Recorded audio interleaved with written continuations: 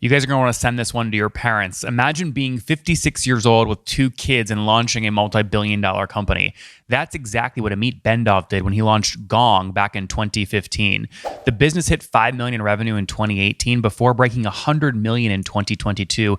And here in 2024, they've got a real shot at breaking $200 million bucks of revenue.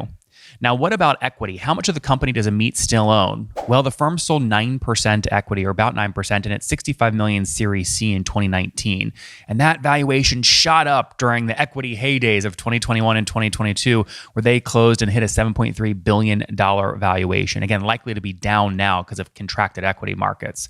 Now, 3 things you should know about Gong. Only 90 new trials per month come from their content marketing. That's not a lot of trials for a company that's so big. Secondly, they don't need a lot of customers because they pay 6 figures, and those customers naturally expand with 150% net dollar retention each year. Lastly, Amit broke 1,500 customers in 2021, expected to be over 2,000 this year. Now, how did Amit build a billion-dollar company while also being a father of 2? This is one of those you guys want to send to your parents. Encourage them to launch a company. Let's jump in here and learn from Amit. Hey, folks, if we haven't met yet, my name is Nathan Latka. I launched and sold my first software company back in 2015 and went on to write a book about it, which you guys made a Wall Street Journal bestseller, purchasing over 30,000 copies. Thank you so much for that. After the book, I launched this show and went on to create founderpath.com. I raised a large fund to do non-dilutive deals with B2B software founders. So far, we've invested in over 400 software founders, totaling $150 million.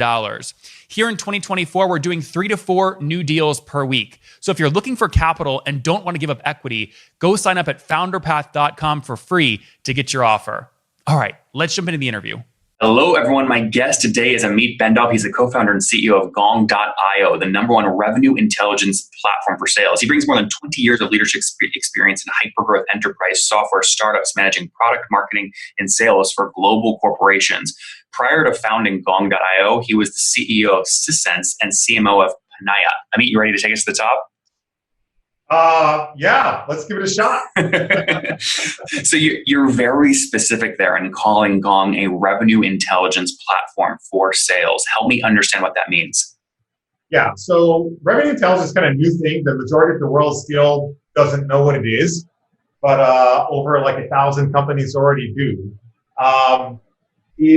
It's a new paradigm for managing customer-facing organizations rather than relying on information that salespeople and customer support people manually type into their CRM system or support systems.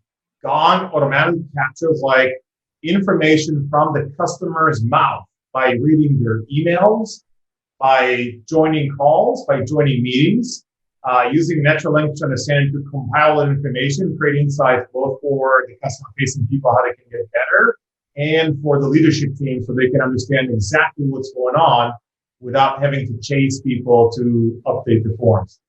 And this is obviously something that people are using not only just like they were pre-COVID, but reading some of the press that you put out during COVID, it sounds like you significantly increased revenue during COVID. I want to dive into that, but on the back end of that, you just did another funding round, I believe. So help us understand what's the structure like today? How have you funded the company? So the most recent round is the Series D, $200 million. Led by Pro2, Thrive, Salesforce, and Index. This is the 4th round, so total to date, I think it's like almost $340 million. The last round was led by Sequoia in December, $65 million. And the valuation on this most recent round was what? It was close to $2.2 billion. And what was it back in December? It was close to 750, so 3x. Yeah, so I asked that very specifically, right? Because now I want to dive into that. How on earth do you essentially add $1.5 billion in enterprise value over a 6-month period when the world is also shutting down? There's a number of reasons for that. So we always grew like very fast. We always tripled the valuation about the same time. Like even like the last round was a significant like multiplier. So we're not growing just because of like COVID. we did pretty well before that. I think we've done well regardless. But there are a few reasons. First, it does give us like some tailwind. And second, the potential for Gong is so infinite that, and now more and more people in the investment community are starting to recognize this. So they're looking at something like massive market potential. Very nice execution and traction. Seems to be faring well with the new normal, right? So, and there aren't a lot of investment opportunities, a lot of liquidity, and so there you have it. So walk me through, how you're getting customers. You launched the company, I believe, back in 2015, 2016, correct? Yes. Yeah. And when you last came on the show in February of 2018, you shared you were serving out 200 customers. How many customers are you serving today? And then break down how you're acquiring them. Now we're approaching like 1,500, maybe a little less. And we're acquiring, it's mostly direct. So we haven't even started developing like channels and partners. It's either like outbound calls. We've got a good amount of inbounds, a lot of like referrals and word of mouth. So people that sales has like I think about like 15 to 20% annual attrition. But actually that's worked well for us because if I use Gong at my current company and I'm leaving another, odds are we'll get a new lead. So that like kind of organic word of mouth has been like pretty good for us. I don't obviously pay for the product. I'm not a big enterprise, but when I do get a sneak peek at the product UI, I see GIFs where there's like 2 call recordings with highlighted sections between the top performing rep that kills quota and one that misses. And you'll see like the one that hits quota, you'll say, hey, they use words like your and you will, and the one that doesn't hit never uses the word you or your, or if you pay us, you will get X. This is obviously unique insight. Now, do other sort of platforms in your space do that, or is that unique to Gong? I mean, we're not the first to do that. So first, they're like in contact centers, they're like technology doing something like similar. It's like it's pretty far, but I mean, just the idea of identify which words we were saying, we did not invent that. There are some other platforms that do some of that, like even Zoom has some, transcription capabilities. Definitely the CRM has some lightweight capabilities. So it'll allow you to identify what people are saying, right? But not, to my knowledge, anything that compiles in terms of like actionable insights that you could actually use to improve. So that right now we're kind of like alone. We'll probably not stay like that forever. Help me understand adoption inside these 1,500 customers. How many total reps are using the platform across this paid customer base? I think it's something to the tune of 60,000, for tens of thousands for sure. The adoption is fantastic, and Gong is also unique in something like almost like bizarre. Our net promoter score is 72 right now, which for people that don't know what it is, it's like net promoter scores between like minus 100 to plus 100.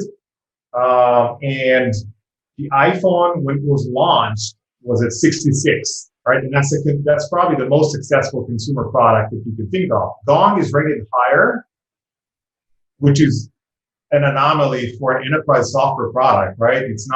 Usually it's not something people get so excited, but it is like a consumer level excitement, and that helps drive the growth. Is that NPS score, Amit, transitioning over to really, really strong net revenue retention numbers annually? Yeah. So our NPR is almost always, like even these days, north of like 150%. And 115 or 150? 150. And that's like it's best in class. I mean, we have like several tiers of customers. It varies. Obviously, the large customers do more, the small customers do less. But I mean, fantastic retention numbers. Yeah, I mean, just so people can have context around that, when you look at publicly traded SaaS companies, the average NDR, net revenue retention, is usually around 115, 120%. So yes, 150% net revenue retention is really incredible. Now, I imagine you probably see sort of power laws on your base where you might take one account that's paying you $1 million per year and double it to $2 million. So there's 200% growth in one account. And obviously that juices those numbers, right? Yeah, but that's not an anomaly. We're starting to get more and more of these. So that's their game. Paint the picture of the $1 million account. How many reps does that team probably have on you, and what's their usage look like? I mean, I'd rather not get into specific, but definitely like thousands of people. So we have some large customers with like global deployments of thousands of people, and that can get them definitely into the seven figures. And when you peel back the 150% net revenue retention and you look at gross revenue churn before you add back expansion, what are you seeing on a gross revenue churn basis annually? With the larger customers, it's like close to zero. I mean, occasionally you do get some, but these are like very stable. And it could be a little higher on the SMB, like if you're small businesses, like for example, right now, even like COVID, although overall we're doing pretty well, but there are obviously customers who are like hurt badly by the situations that are like hospitality industry or restaurant industry. But in most accounts, it's like very low. So break with that sort of understanding, and obviously the growth has also been impressive in terms of just valuation, also customer growth over the past 2-3 years. Help me understand how your team has changed over that time period. So you told me you had 52 folks on the team back in early 2018. What are you at today? Close to 300, I think 330. It changes by the day. So yeah, about 330 people. We have been like pretty cash efficient, largely because of the product strength and which drives like strong unit economics. So we haven't even touched, we're still running on a Series D money, right? We raised the Series D. We did not start touching the Series C money we raised in December, and we still have a pretty long way to go with the Series B, right? So we've been like pretty efficient in how we got to like 2.2 valuation, right? Which reflects kind of like the growth that's still ahead of us with like very low cash. So the team is actually like, definitely grew substantially compared to 217 or whenever we spoke back then, but we've been pretty efficient and never had to go crazy. I mean, just to be clear, it sounds like you still have the majority of that $65 million from your last round in the bank, plus the extra 200 today. So you've got sort of a war chest of somewhere like. Yeah, not the majority, the entirety. Got it. So you have like 260 million or so in the bank right now. You can do whatever you want with it. More. Yeah. That's a lot of pianos you can buy. Yeah, maybe like the Latka business or something. I appreciate that about you. A lot of sort of tech CEOs, when they get at your stage, they sort of lose their personality. So I so appreciate when I see you, putting up and sort of being self-deprecating, even though I think you play pretty darn well on your LinkedIn videos. Yeah.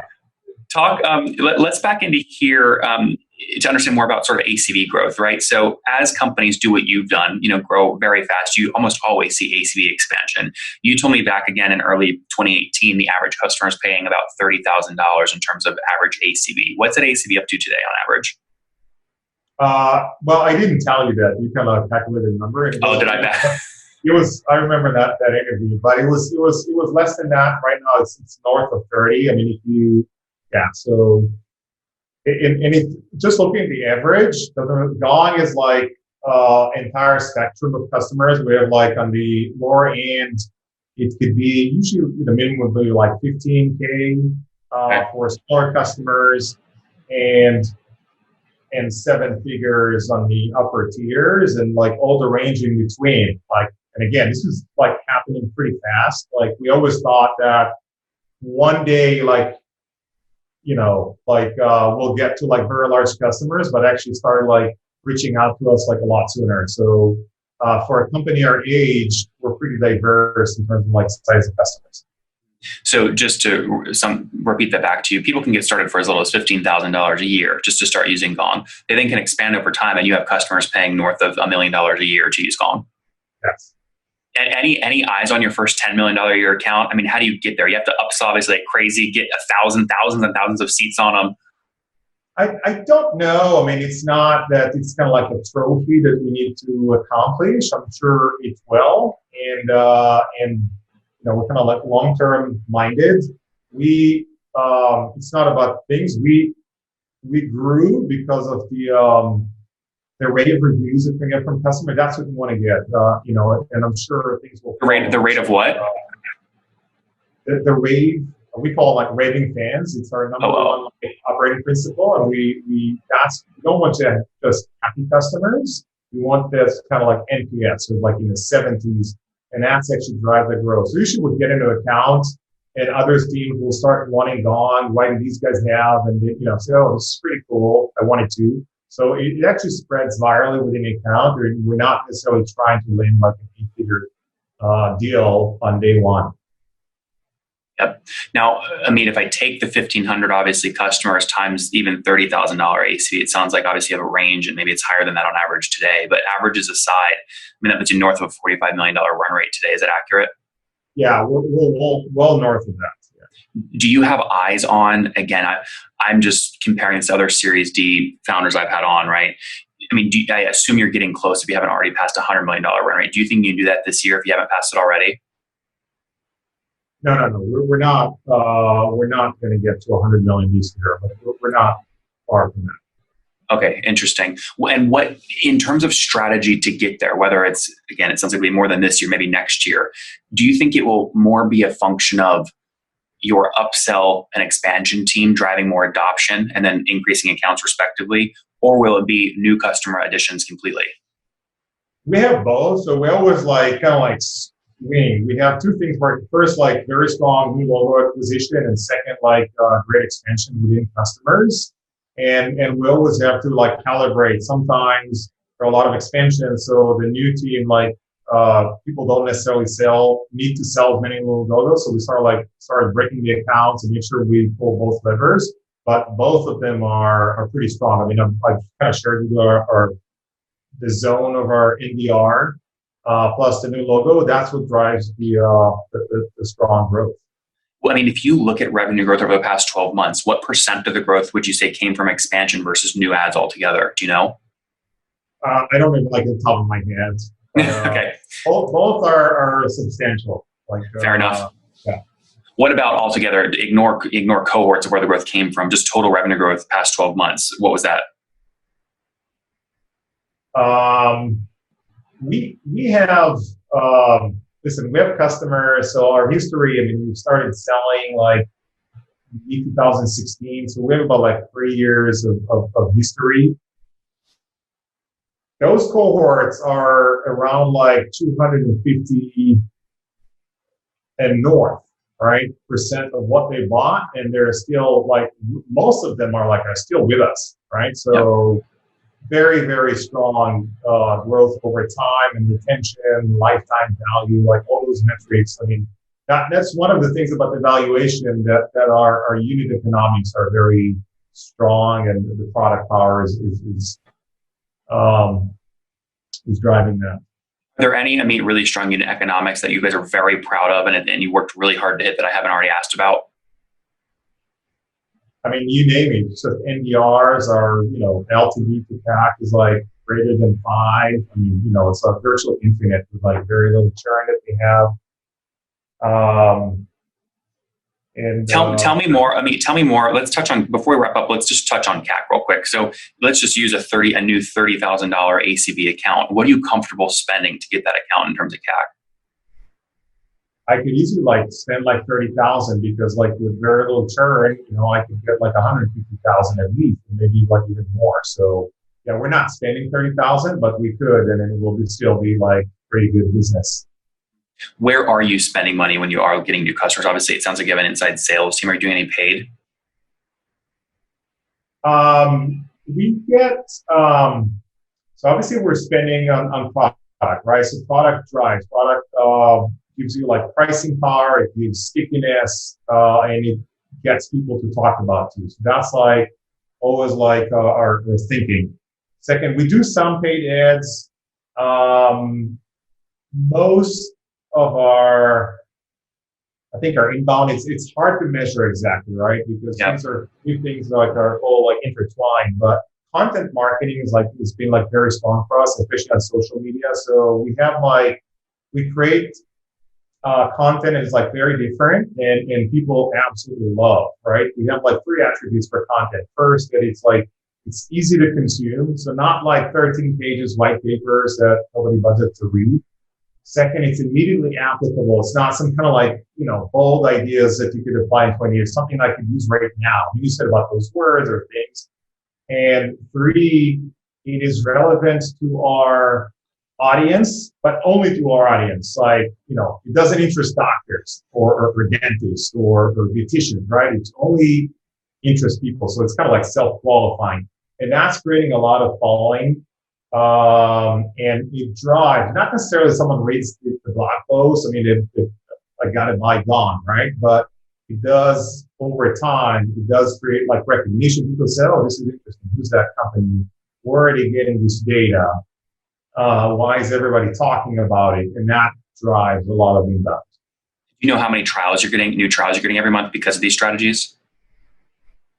We get a ton, and again, we don't know exactly. We kind of gave up on trying to know exactly where they come from. It's not like a specific ad or anything. We do some of those, but it's like I spoke with a buddy, and then he mentioned Gong, and one of my coworkers mentioned Gong, and I read a blog post, and I saw an ad, and I downloaded an asset, and the strategy makes total sense to me.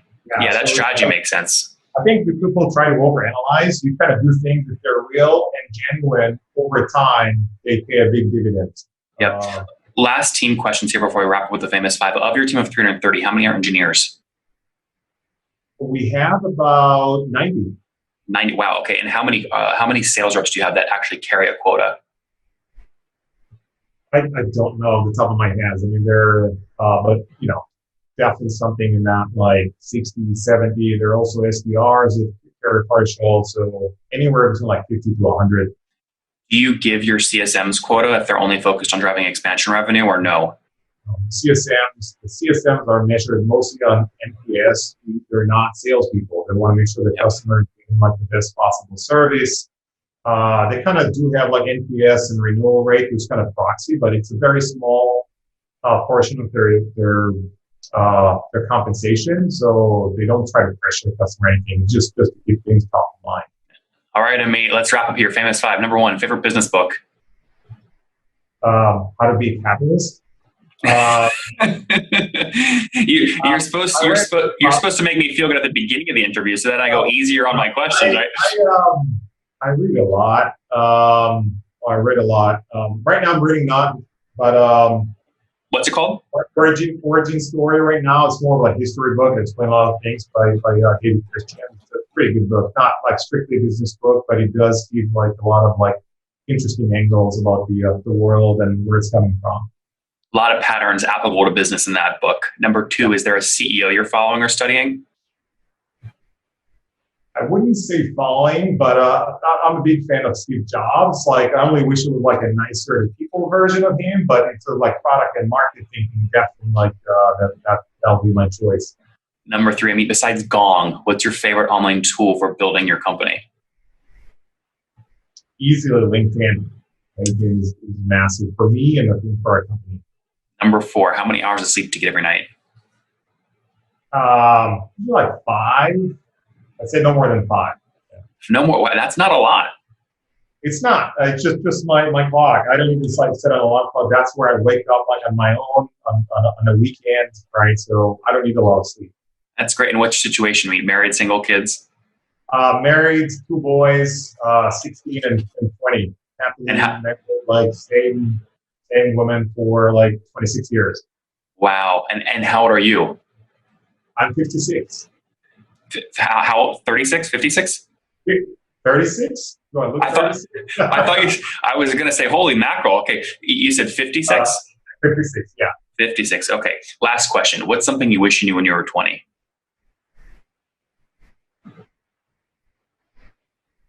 I wanted to be in a rock band. I never wanted to be like in tech. that was the plan. Didn't quite work out as well, but I'm pretty happy where I am. What instrument would you have played if you joined a rock band? Guitar for sure. I still play like when I get a little bit of time, but yeah. I love that, guys. Amit, there you have it, Gong.io. They've been in the news recently, did a $200 million raise at a $2.2 billion valuation. That was up from a $750 million valuation just about 8 months prior when they did their $65 million raise back in December of 2019. They're serving over 1,500 enterprise customers. Over 60,000 sales reps use the platform actively. Again, a new way to really measure and gain revenue intelligence from your sales functions as they look to continue to scale. They won't hit $100 million in run rate this year, but obviously is on their radar as they continue to scale, focus on expansion revenue, where net revenue retention today is over 150%. Amit, thanks for taking us to the top. Thanks very much, Nathan. My pleasure.